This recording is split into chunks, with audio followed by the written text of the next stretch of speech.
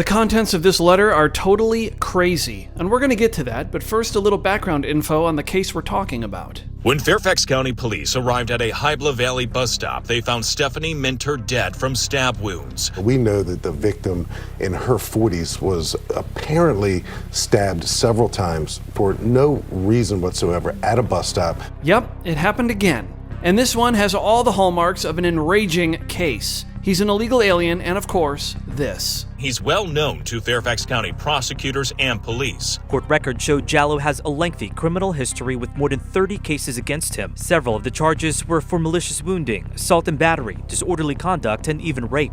Prosecutors dropped most of the cases, but Jallow did have one felony conviction for malicious wounding in 2023. Jallow was sentenced to 2 years with 5 years suspended, but was released 7 months later. Then he was arrested again and returned to court for violating probation. Jallow had the chance of going back to prison to serve the rest of his suspended sentence, but court documents say the prosecution and defense struck a deal instead. The judge accepted that agreement. This guy has 5 stabbings under his belt, a prior rape charge, and we're gonna let him walk?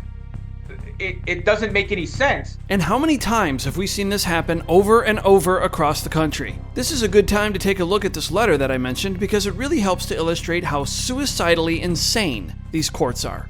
This is November from a major in the Fairfax County Police Department to the Deputy Commonwealth's Attorney. Mr. Jallow is one of the repeat and violent felony offenders I expressed concern about when we met. Furthermore, his behavior appears to be escalating and becoming more violent and explosive. I wanted to please get your background on why he is out again so soon. Again, I want to share my concern that it is not a question of if, but rather when he will maliciously wound or worse again. Sadly, none of this is hard to predict, and they just don't care. Fairfax County Supervisor Pat Hardy points out this is far from the only incident where Fairfax County policies have led to illegal immigrants with criminal histories being let loose into the community. Last December, Descano dropped a murder charge against an MS-13 gang member who then allegedly murdered a man in Reston days later. And before that, Descano repeatedly dropped charges against an illegal immigrant who then went on to allegedly rape a woman on the W&OD trail. Meanwhile, Virginia lawmakers are pushing legislation forward to prevent immigration officials and ICE from arresting illegal immigrants in Virginia courthouses.